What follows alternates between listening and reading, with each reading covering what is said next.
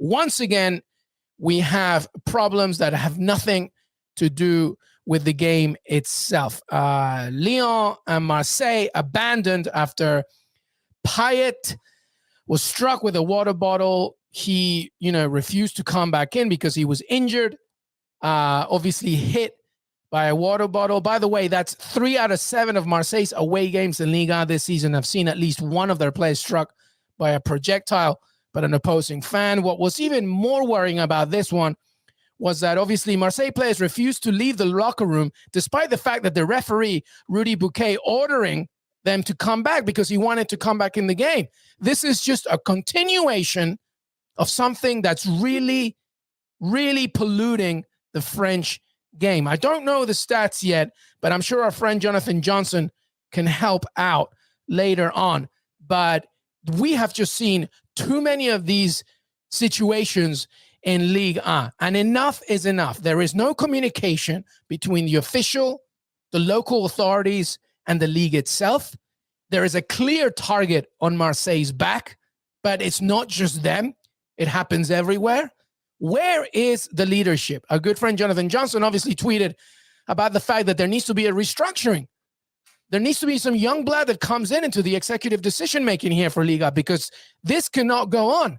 If you continue to allow this to happen, Liga, something terrible will happen, more than projectiles. Somebody will really get hurt, and I hate to say it, but somebody could die in a moment like this. It's too much.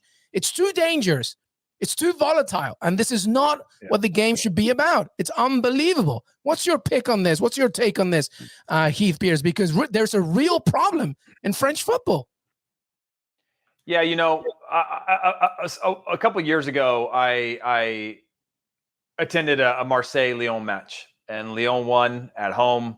Lyon won away from home, and there was an away ban of all the fans, right? So the whole stadium at the Velodrome was Marseille fans, and you hear the story of the history is deeply rooted in sort of Marseille again being this birthplace of immigration into Europe, and then Lyon, which is considered a much more traditional and French, kind of more a national pride of their history type of town in terms of blue collar, in terms of social classes, and so there's all of this sort of tension between these clubs that are based on history. And then you have the young people and things that happen now. And we like to glorify, these types of things, water bottles being thrown on when things get thrown on the field. We talk about the passion and how it's like hostility and this is environment. But then as soon as we've started to see this more, we saw it in the Nations League, players getting actually hit with things, right? We know when you go down to Azteca or some of these other nations, I've been hit by coins, I've been hit by lighters. It certainly kind of gets into your head, but none of it is like hit with.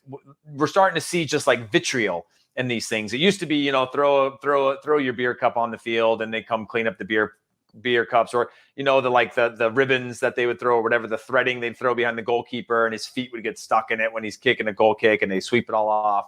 But now it's just continuing, and it's I don't know, that there needs to be stronger ramifications that go into this, right? In terms of lifetime bans from stadiums for these incidents, and really make it clear and create accountability. Don't just ban away fans, but really actually trying to put the hammer down. Suspend the whole weekend. Yeah. Suspend the whole weekend of action. A blanket punishment. Even if you're a completely different fixture, suspend the entire thing.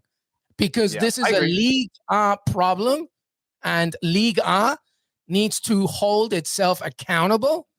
And obviously, it's not every single club, but the only way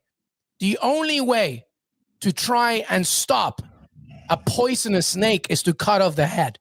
You have to suspend the entire thing, because I'm telling you, this is going to keep happening, and something worse than just being hit by a water bottle will happen. And then what do we do? You ban away fans. You ban away fans, right?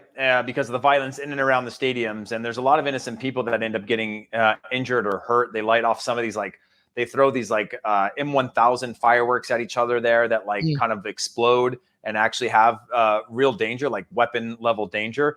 And you ban those, but then you don't create a safe environment for the away fans inside of a stadium because the home fans are not doing things a certain way. And so it's a really difficult thing to choose until you're going to start teams that start getting hit financially, teams that start getting bans or points docked for certain things. That's when we start to see people shape up. And otherwise, you allow sort of the rambunctious bunch and a few bad apples to ruin the experience for a lot of people. And this is sort of the polarization of the world now. As you look at it and you go, well, you know, Lyon fans must be bad people because look at what's happening. But it's really just in minority. And the same thing that we have some of the chants in North America. You just have bits and pieces of people that are potentially ruining or are ruining an experience for fans, right? Not just the danger and safety of the players on the field, but if you're a kid that gets the chance to go to a game like that and you, that's what you experience and that's what you see. I mean, I have a feeling that would start to ruin your love for the sport itself. And I just think that's something that needs to be sort of taken under control and have harsher punishments than, you know, canceling or delaying a game and things like that. You just need to start to make it financial. And I know they've done financial stuff before, but then make it more financial and then make it even bigger in terms of point deductions to where the fans are going to have to decide, or the stadiums or clubs are going to have to decide, we're going to either have fans or we're not. If fans aren't going to shape up, then, you know, let's keep them out.